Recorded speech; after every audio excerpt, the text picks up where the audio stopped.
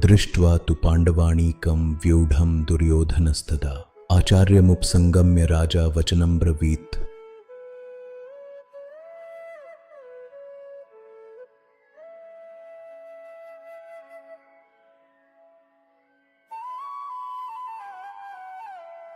उस समय राजा दुर्योधन ने पांडवों की विशाल और सुव्यवस्थित सेना को देखकर अपने गुरु द्रोणाचार्य के पास जाकर ये शब्द कहे।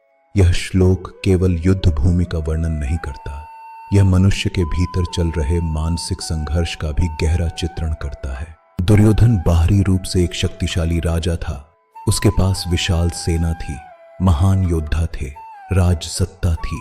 लेकिन जब उसने पांडवों की सेना को व्यवस्थित और आत्मविश्वास से भरा हुआ देखा, तब उसके भीतर भय उत्पन्न होने लगा।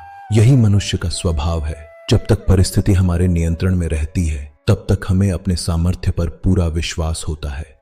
लेकिन जैसे ही सामने कोई मजबूत चुनौती खड़ी होती है, मन डगमगाने लगता है। दुर्योधन जानता था कि पांडव केवल योद्धा नहीं है, उनके साथ धर्म, सत्य और श्री कृष्ण का आशीर्वाद भी है। इसीलिए यह दृश्य केवल दो सेनाओं का युद्ध नहीं है, यह अधर्म और धर्म के बीच खड़े मनुष्य की मानसिक अवस्था का प्रतीक है। दुर्योधन का अपने गुरु द्रोणाचार्य के पास जाना भी बहुत महत्वपूर्ण है। जब मन भय, असुरक्षा और चिंता से भर जाता है, तब व्यक्ति सहारे और मार्गदर्शन की खोज करता है।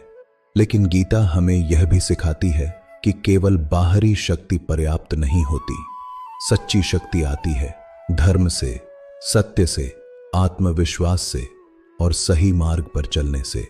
पांडवों की सेना संख्या में कम होने के बाद भी मजबूत दिखाई दे रही थी, क्योंकि उनके भीतर आत्मबल था।